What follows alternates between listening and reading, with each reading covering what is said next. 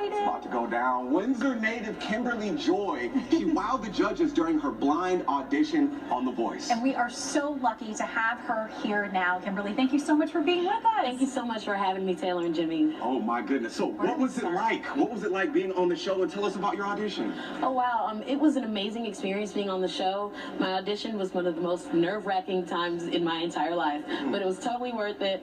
Getting on that stage and singing for the judges and getting 3 chairs and getting on The Voice. It was great. For those of you who didn't hear her audition, she sang Run to You by Whitney Houston, which is a daunting song in itself, but in case you're wondering, she slayed it, yes. Obviously. Yes. Why did you choose that song? Oh wow, I chose that song because first of all, it's Whitney Houston, which they say not to choose, but I felt like I wanted to go with my guts and just like go in guns blazing, and so Whitney Houston it was, and that song means a lot to me because it talks about running and wanting to be accepted. And this was my first time stepping out in the forefront as Kymberli Joye, and so I was like, will America accept me? And thank God they did. Now, you said you got 3 chairs to turn around. What were you thinking while you're singing this song? How does that play in your mind when you're hoping 1 chair turns around at least? Right, so as I was singing, I was really nervous. I was like, please get a chair, please get a chair.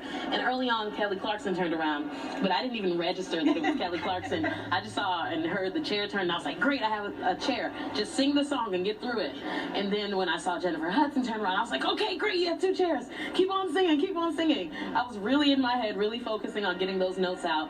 And then right at the end, Blake Shelton turned. And it was really, really cool. Now, singing obviously is a huge part of your life. You were telling us earlier that you were a background singer, and you were actually just on tour. Do you want to talk about that? Yeah, I'm a background singer. I've been a background singer for 7 years for various gospel groups, and I just got off tour with Childish Gambino. So cool. Yeah, just dropped that. Cool. Yeah, Childish Gambino. But what's exciting is now it's your turn to shine.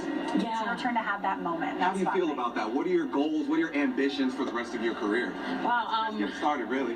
Wow, I feel like I'm just stepping into who I am in the world, you know, taking my place in the world.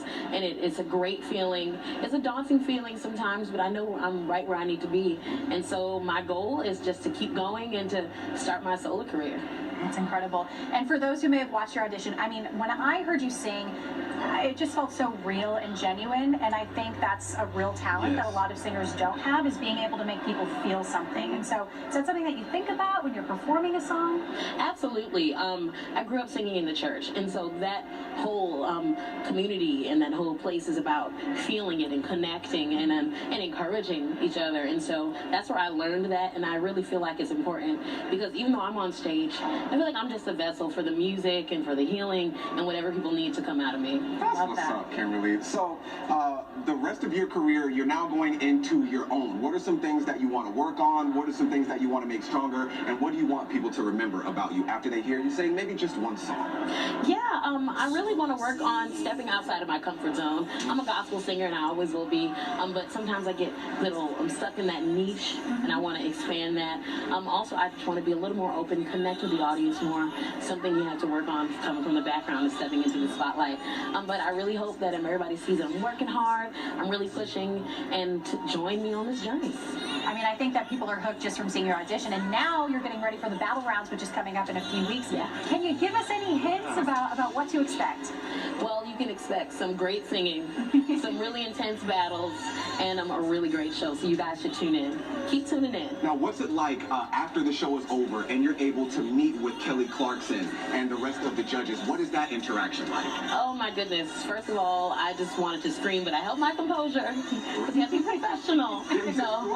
Yeah, I grew up listening to Kelly Clarkson and Jennifer Hudson, especially both of them, but I've been a fan of Blake Shelton and Adam. Like, I think after I sang Adam Give Me a High Five, it was super cool. I was like, yeah, I'm such a fan of Maroon 5.